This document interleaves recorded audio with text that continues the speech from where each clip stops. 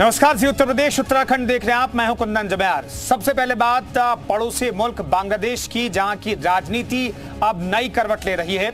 आरक्षण आंदोलन की आग में बांग्लादेश का लोकतंत्र जलकर स्वाहा हो गया, लेकिन इस आग ने आईएसआई की कठपुतली के लिए सियासी दरवाजे खोल दिए हैं। शेख हसीना अपना देश छोड़कर जा चुकी हैं और अब शेख हसीना की जगह उनकी विरोधी खालिदा जिया के बेटे तारिक रहमान को पीएम बनाने की तैयारी चल रही है। लेकिन तारिक रहमान है कौन और कैसे आईएसआई इनके जरिए बांग्लादेश को अपने कंट्रोल में लेने की कोशिश कर रहा है, देखिए रिपोर्ट।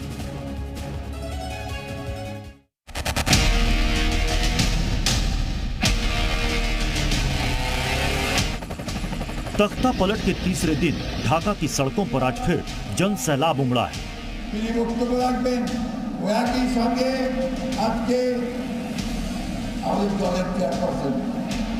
लाखों की भीड़ है, हाथों में बांग्लादेश का झंडा और पोस्टर में दो चेहरे, पहला खालिदा जिया और दूसरा उनका बेटा तारिक रहमान।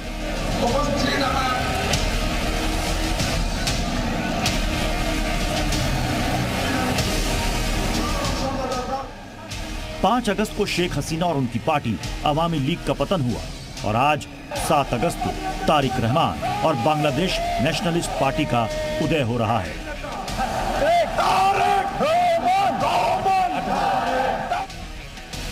संकेत साफ है, 16 साल से लंदन में रह रही खालिदा जिया का बेटा अब बांग्लादेश में सत्ता और सियासत दोनों का एपिसेंटर होने जा रहा है।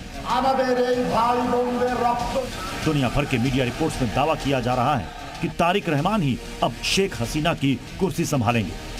वही तारिक रहमान जिस पर कभी शेख हसीना की हत्या की साजिश का आरोप लगा था।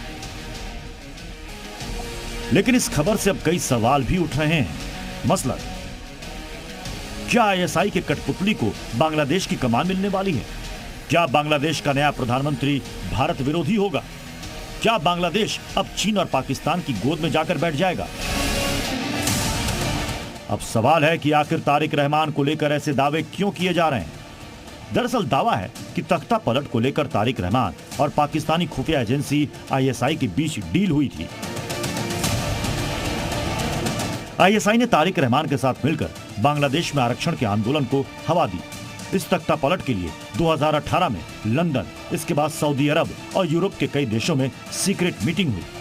आईएसआई ने ही बीएनपी और जमात इस्लामी के बीच गठबंधन कराया और आईएसआई ने ही जमात इस्लामी के स्टूडेंट विंग को ढाका यूनिवर्सिटी में एक्टिव किया। बांग्लादेश में इस विशाल रैली के जरिए बीएनपी फिर से पॉलिटिकल कॉरिडोर में वापसी कर रही है। साथ ही तारिक रहमान को अब पीएम की गद्दी तक पहुंचाने का रास्ता पूरी तरह साफ हो चुका है। तारिक रहमान को पाकिस्तान और चीन दोनों का करीबी माना जाता है। बीएनपी ने पहले भी भारत पर बांग्लादेश में दखल देने का आरोप लगाया है। साथ ही शेख हसीना को भारत का एजेंट तक बताते हुए भारत के समर्थन से चुनाव जीतने का आरोप लगाया। हसीना के सत्ता में लौटने के बाद बीएनपी ने इंडिया आउट नाम से एक कैंपेन भी शुरू किया था। कहा जाता है कि इसके पीछे तारिक का ही दिमाग था। शेख हसीना के सत्ता से बेदखल होने के बाद तारिक रहमान और बीएनपी को सेना के साथ साथ जनता का भी समर्थन मिल रहा है। अब ऐसे में आईएसआई की आंखों का ये गोल्डन बॉय अगर बांग्लादेश में सत्ता की बागडोर संभालता है तो भारत के साथ बांग्लादेश के रिश्ते कैसे होंगे, ये समझना मुश्किल नहीं। ब्यूरो रिपोर्ट, जी मीडिया।